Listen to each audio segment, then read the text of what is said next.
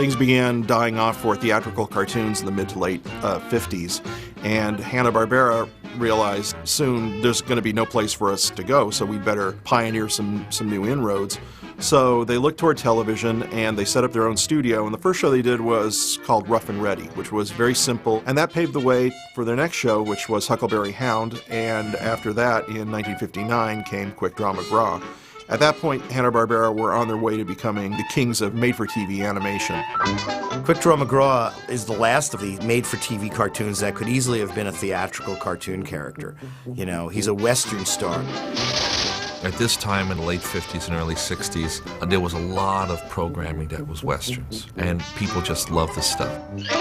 You can look at the early Hanna-Barbera cartoon shows and see a certain amount of where the inspirations came from. The highfalutinist, fastest shootinist, Quick Draw McGraw. Quick Draw had a little bit of Red Skelton in his voice. Dawes Butler was wonderful at taking a celebrity and turning the voice into something unique and distinctive. I'll show you. Dawes Butler did both the voice of Quick Draw and Baba Louie, and Quick Draw was the lovable dumb guy who talked like this. Howdy, I am Quick Draw McGraw, and don't you forget it.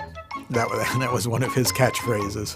That's where Hanna-Barbera were the kings, was coming up with the catchphrases that you remember, whether it was Yabba Dabba Doo or, oh, Quick Draw. Well, hold on there, Quick Draw, I think I'll do the thinning around here, Baba Louie. We repeated those ad nauseum. This loping along is tough on my feet, but your singing is tougher on my ears, don't you think? I'll do the thinning around here, Baba Boy, and don't you disremember it. Baba Louie was the latest in a long tradition of ethnic sidekicks that get the upper hand on everybody. Baba had a little bit of Desi Arnaz in his voice. I seen you sing like a bird, Quick Draw. He was a very smart character that you identified with. Quick Draw was a pretty stupid character at times, but you knew he was good because Baba was devoted to him. We knew Baba Louie was a good guy. I like that Quick Draw. He's got a head for figures. All zeros. Michael Maltese was one of the main, really, creators and writers of Quick Draw McGraw, and he was, of course, one of the great cartoon writers for Warner Brothers cartoons, Looney Tunes.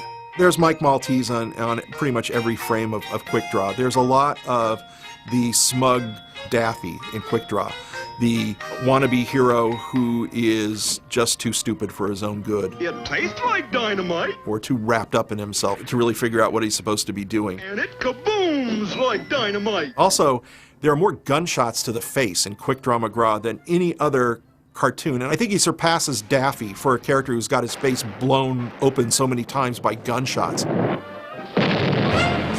The emphasis being on the writing kind of helped sort of surmount the problem of elaborate animation. So instead of long periods of pantomime, you would have a fun little bit. Let's say you had one character chases another character, and he slips on some oil or something and falls down.